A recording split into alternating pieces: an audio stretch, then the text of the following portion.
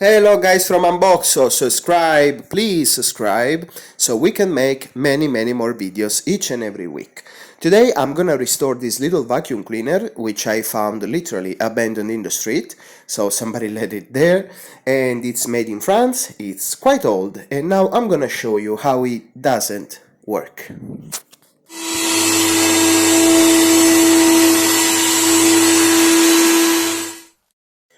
So guys, basically it doesn't work. As you can see, I'm gonna open it up. I wanna open it up to show you how filled up with very bad stuff it is, and probably in 30-40 years of life it has never been cleaned that much, I wanna say. It's filled up basically with some sand, as you can see, and some very thick dust. And here, as you can see, there is the little iron plate protecting the fan, so you know, big stuff cannot get into the main motor body. And next I'm gonna show you obviously what's inside the little dust collector, which has a filter, a quite effective one, to be honest, because you will see it's filled up with stuff.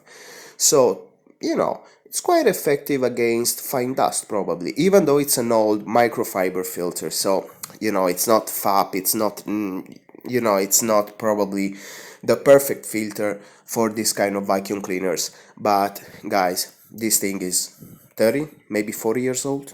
So let's clean it up. As you can see, I am basically trying to clean up, the loose stuff with some hosing, and then I'm gonna soap it up and give it a good scrub, as you will see.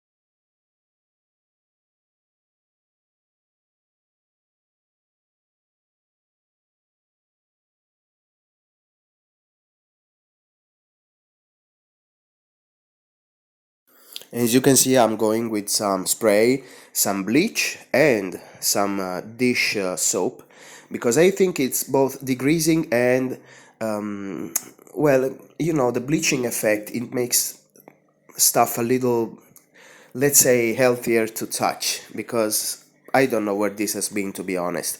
Obviously, I touched it with my bare hands. I know I didn't use any gloves, but, well, I didn't have any cuts on my hands, and I washed them pretty well during the whole process, so don't worry guys, okay? So now I'm scrubbing it very hard, as you can see, with a plastic scrub, because I didn't want to ruin it much more than it already is. And to be honest, I didn't think it was gonna work that well, but it seems that the bleach is eating through, all the dust and nasty stuff that was inside the vacuum cleaner. So pretty basically, we are having a good success in scraping and cleaning this stuff up. As you can see now, I'm gonna, scrape the filter just a little bit more, and then we're gonna hose it down.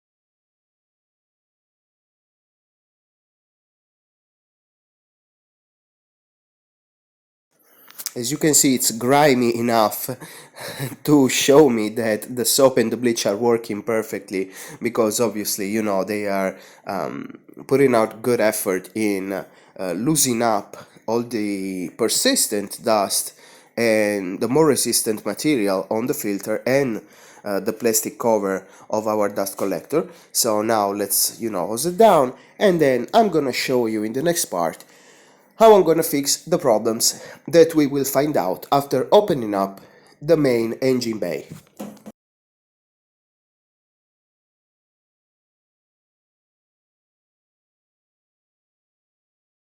So guys, after the cleanup of the dust collector, as you're gonna see here, I'm gonna pull out the motor from the motor bay, which is a pretty nice plastic cover, to be honest, which I thought was pretty cooked up, but still, it's in very good condition.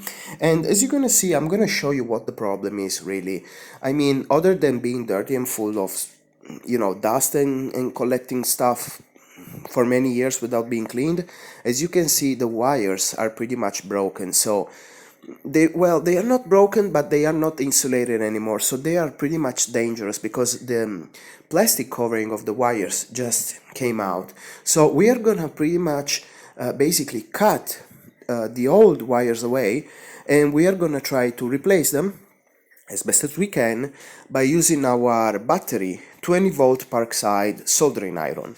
And I want to be honest, I was very satisfied. It served the purpose very well. And as you saw on my review, which I published yesterday on this channel, Unboxo, please subscribe, you can see that the soldering iron is very, very well working, and for 19.99 was a bargain. As you can see now, I'm applying some flux paste. I'm sorry, it's very old, so I know it looks bad, but it works, it still works. And later on, I'm gonna apply some soldering paste, and let's solder this. I mean, let's do it, why not, right? So, as you can see, we are soldering. Oh yeah. And you will see the flux is gonna work pretty much perfectly.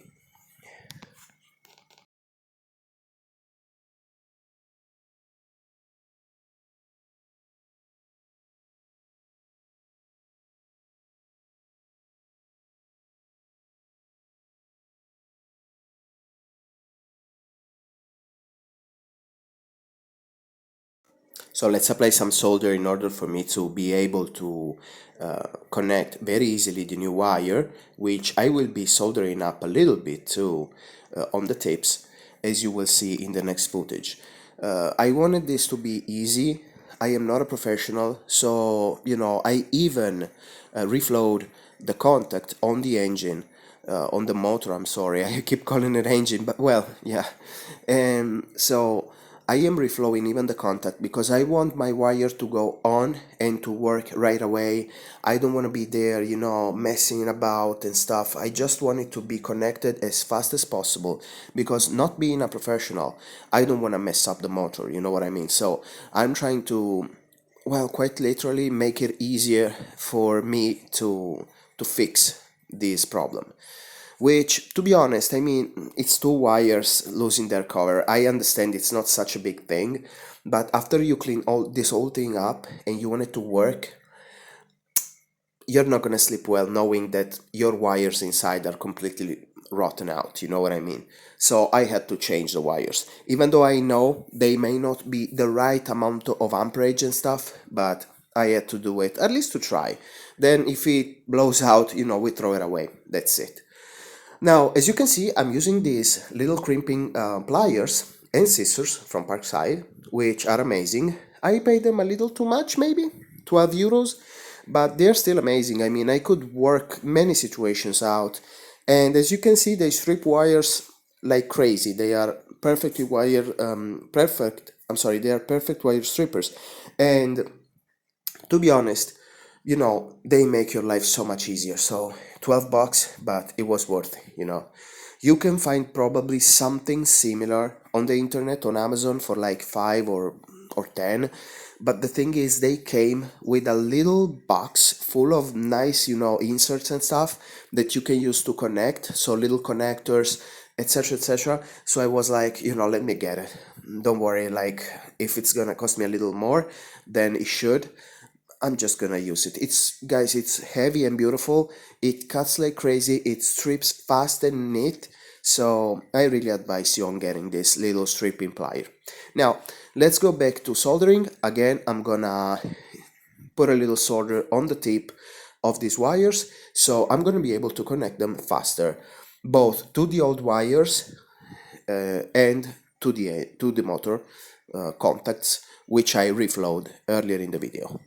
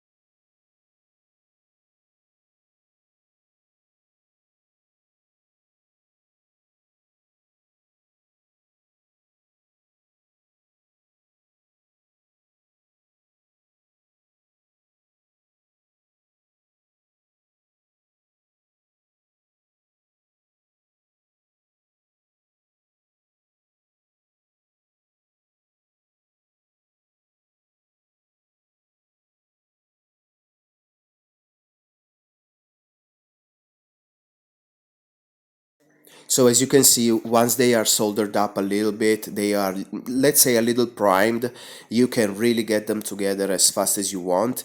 I mean, this is what, a 5 seconds operation, they are already together.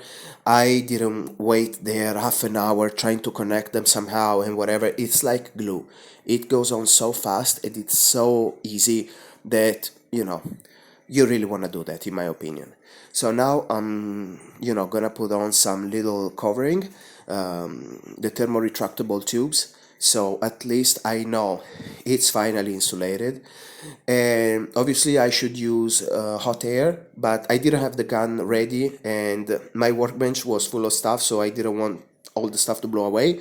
So I'm using the good old lighter, but I know it's not good. But this is old stuff. I want it to work maybe for what, a week, a year.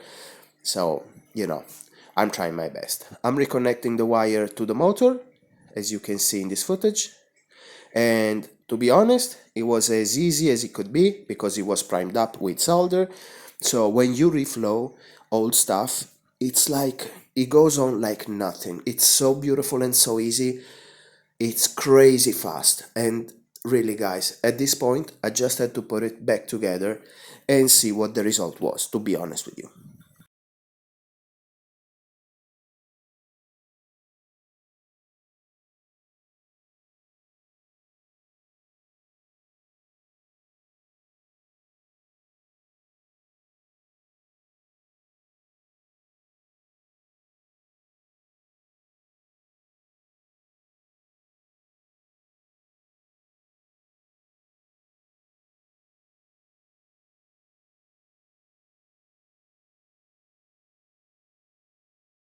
So as you can see, after putting back together the first part of the motor with the first wire arranged in a very good way, I'm doing the second wire too. And again, same technique, little priming with some, as usual, I mean, you gotta use some solder in order to make it, a little primed up. That's what I do, at least. I'm not saying you have to do it, I'm just saying it works for me. And then I try to reflow the other contact too, so this way it's going on no matter what, as fast as it can. As you can see, it wasn't that easy to reflow this part, at the beginning it didn't stick, but I didn't want to use flux on it because I didn't want to bring it too high in temperature, so I just wanted to touch it up just real quick, and and you know and use a new wire to connect the two parts, the component as you saw, and the motor, the engine. I keep calling it the engine. I don't know if it's correct. If it's not correct, hit me up in the comments, and yeah, tell me, because I'm obviously, I lived in America for many years, and but I was speaking four languages, so it's a mix up, guys. It's hard. Sometimes it's very hard. I'm in Italy right now, and speaking Italian with my fellow friends and my family, it's freaking difficult. I always forget how to say stuff. I always say it in English or Spanish. It's a mess. So I'm sorry if you see some mistakes in my dubbing, but well, it's hard. Okay, I'm going to try to get better. I'm going to try to improve my English, technically speaking, being a little bit better in my videos for you guys to understand me a little bit more. I understand it's tough to understand a person who is mixing up languages all the time and forgets the words he gotta say. So again, now we are priming the second wire, as you can see with solder, and this time, I mean, I really wanna be fast here because I didn't wanna lose too much time. So as you can see, I'm priming as fast as I can. I'm a little messy, but I just wanted to get this thing going because, to be honest, it's old and I didn't know what to expect. It could blow up, you know what I mean? It's like I thought I fixed it, but it blew up. It happened to all of us, people who love the hobby of restoring stuff, etc. Sometimes you think you did it all and you did it all wrong. So I wanted to see what happened here. And as you can see now, I'm reconnecting, and then when I will be done, I will be putting some shrink tube on it.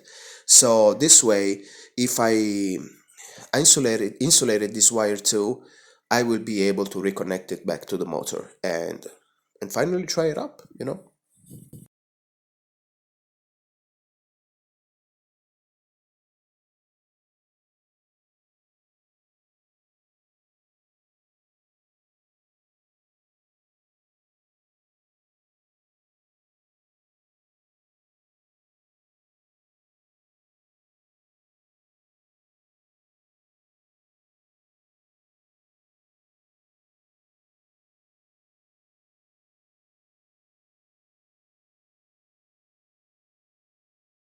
So again, guys, as you can see, I'm heat shrinking also the second tube on the second wire coming from that really nice cylindrical component, which I don't know what that is. So if you can tell me in the comments, I would appreciate that. Probably a condenser or something, a capacitor maybe. I don't know. I don't know. I don't know the names of this stuff in English and in Italian either because I'm not a technician. I'm just a DIY guy, so I gotta learn. And now you're gonna see how easy it is. It's gonna be on right, in a moment, and finally we are gonna be able to fix the other parts. Give it, a little bit of time, and you can fix everything, in my opinion, in life. So we're spending a little time doing something nice. Now, as you can see, the second wire is connected. Let's go on and let's see what happens next.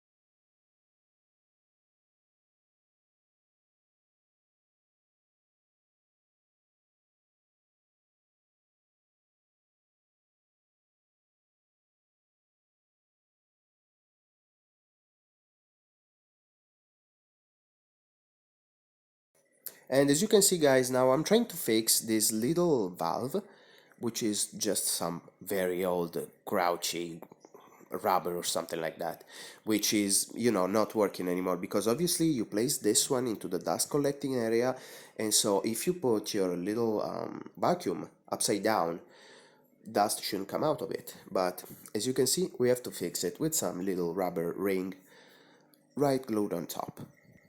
So basically this way we can make sure that little door will close up completely, and once the stuff is in, it's not gonna come out, because there is nothing worse, guys. You just vacuumed your, I don't know, your workbench, and then you put your vacuum cleaner upside down and everything comes right back where it was, and you have to do it right back again, even worse than before. So yeah, let's put some cyano acrylic glue, and then we just put it upside down and glue it up. So this part, let me be honest, it's fixed pretty quickly, and as you will see, it's gonna work properly in the rest of the video.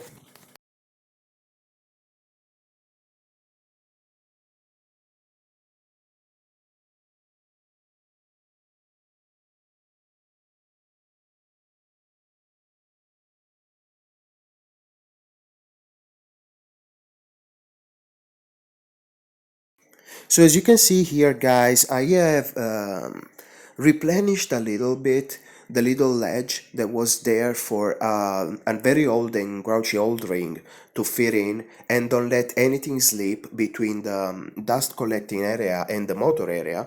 But I had to replace the o-ring, as you can see, and I circled it up with a little bit of electrical tape. So this way, to be honest, it's gonna be a little tighter, it's gonna be a little sealed up, and well, the engine will never get as badly dirty and filled up with dust and stuff as before. Now, obviously, it isn't new, as you can see, it isn't new, but it's gonna be sealing up uh, the motor area a little better.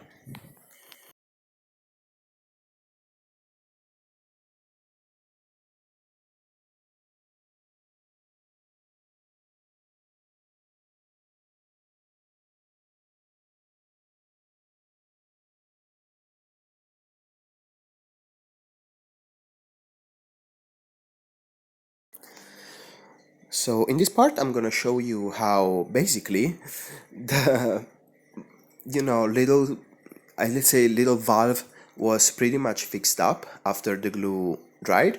So it works pretty fine. I mean, sure it works better than before, because before it was useless. So it's now a little better. Yes, it is.